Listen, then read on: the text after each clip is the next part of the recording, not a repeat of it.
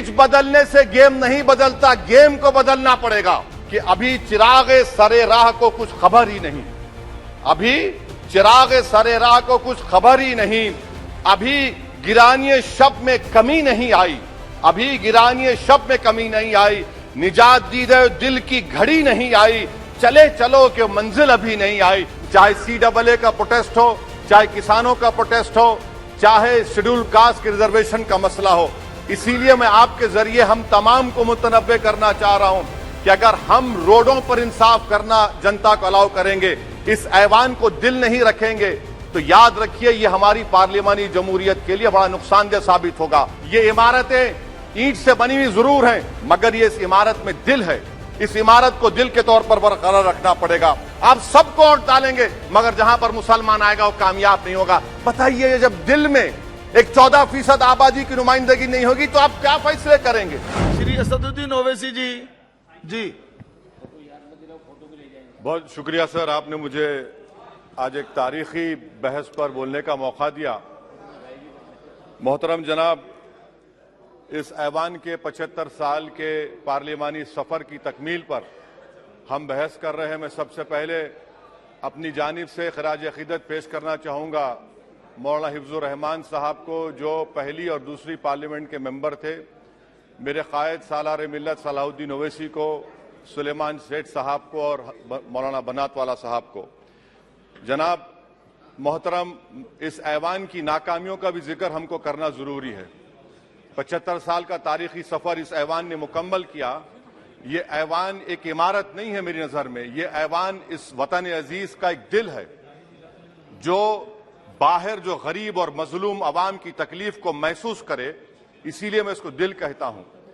मैं आपके सामने 15 मिसालें पेश करूंगा जहां पर इस ऐवान ने अपनी नाकामी का सबूत पेश किया। एक उस वक्त जब दिल्ली की सड़कों पर सिखों की नस्लकशी की जा रही थी, एक उस वक्त जब 6 दिसंबर को बाबरी मस्जिद की शहादत हुई, आ रहा हूं भागलपुर जिसमें रेशम के कारोबार को खत्म किया गया, मुसलमानों को दफना दिया और वहां पर फूल गोभी उगना शुरू हो गई। एक उस वक्त नाकामी साबित हुई जब मुजफ्फरनगर और गुजरात में नस्लकशी की गई। एक उस वक्त सर जब हम देखते हैं कि मुंबई की सड़कों पर इंसानियत का नंगा नाच हुआ।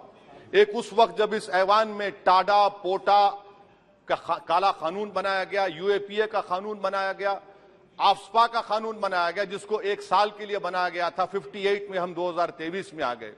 एक उस वक्त नाकामी साबित हुई जनाब जब हम देख रहे हैं कि आज ये जो दिल है, भारत का दिल है, हिंदुस्तान का, इंडिया का दिल है, आज गरीबों में, मजलूमों में, मुसलमानों में, कश्मीर की अवाम में, दलितों में, आदिवासियों में इस ऐवान की मोहब्बत और एतमाद खत्म हो रहा है, कम हो रहा है। इसीलिए जनता सड़कों पर आकर एहतजाज कर रही है, क्योंकि उनको लग रहा है कि ये इमारत बन चुकी है, हमारा दिल नहीं है।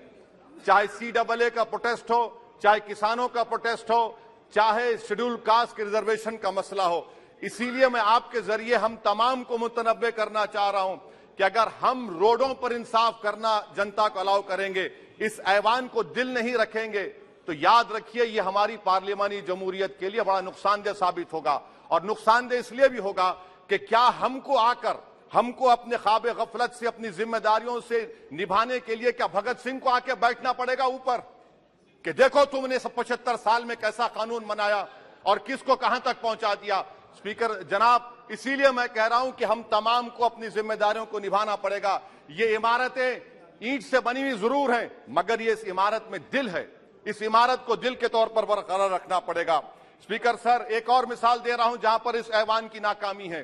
सर, अब तक लोकसभा के कितने 899 मेंबर कामयाब हुए।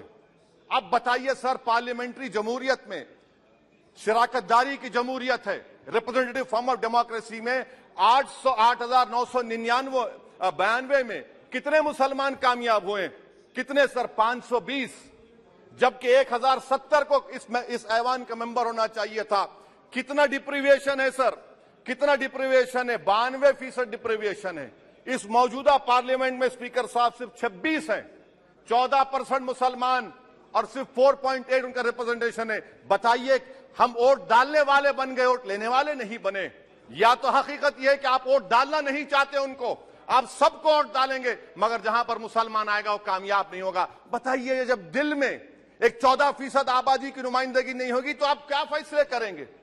क्या इस ऐवान को हम कहेंगे कि ये रिप्रेजेंटेटिव फॉर्म ऑफ डेमोक्रेसी है? स्पीकर साहब, मैं आपको एक और मिसाल देना चाह रहा हूं। बाबा साहिब अंबेडकर ने सही कहा था, अंग्रेज उस जमाने में पार्लियामेंट बुलाते थे टैक्स बढ़ाने के लिए। हम उसी रास्ते पर जा रहे हैं, हम उसी रास्ते पर जा रहे हैं। हम तो बाबा साहब अंबेडकर को हमने सच साबित कर दिया। स्पीकर सर, आखिर में मैं आपको बताना चाहूंगा कि आज आप देखिए कि चाणक्य ने क्या कहा था। चाणक्य ने सही कहा था। चाणक्य ने सही कहा था कि जब राज चलाने वाले व्यापारी हो जाएंगे तो उस राज के लोग भिखारी हो जाएंगे। आज ये वक्त आ चुका है सर, आज ये वक्त आ चुका है कि क्या first pass the post system इस देश के लिए सही है या फिर हम प्रोपोर्शनल फॉर्म ऑफ रिप्रेजेंटेशन को फॉलो करेंगे।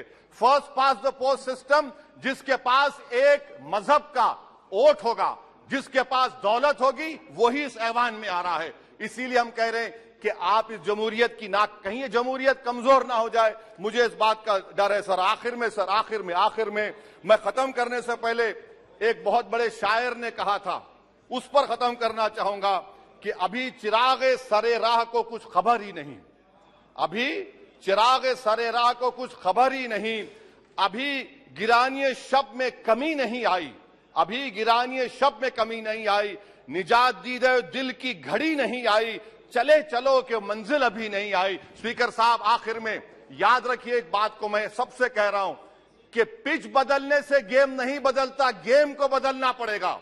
आप पिच बदल रहे हैं, वरना याद रखिए जब तक हम अपने जमहूरी उसूलों पर, रूल ऑफ लॉ पर, संविधान पर अटूट अमल नहीं करेंगे, वरना याद रखिए कहीं नई इमारत भी हिटलर की राइक्सटैग की इमारत ना साबित हो जाए। बहुत बहुत शुक्रिया सर।